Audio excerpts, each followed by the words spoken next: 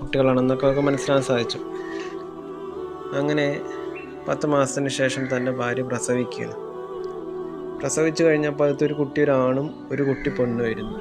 അത് പെൺകുട്ടി പ്രസവിക്കുമ്പോൾ തന്നെ എന്ത് ചെയ്യുന്നുണ്ട്, മരിച്ചൊരവസ്ഥയിലാണ് ആ കുട്ടീനെ കിട്ടുന്നത്. എന്നാലും അവർക്ക് സമാധാനം എന്ന് പറയാൻ ഒരു കുട്ടി ഉണ്ടല്ലോ. അങ്ങനെ ആ കുട്ടീനെ കിട്ടിയതിൽ അവർ സന്തോഷിച്ചു.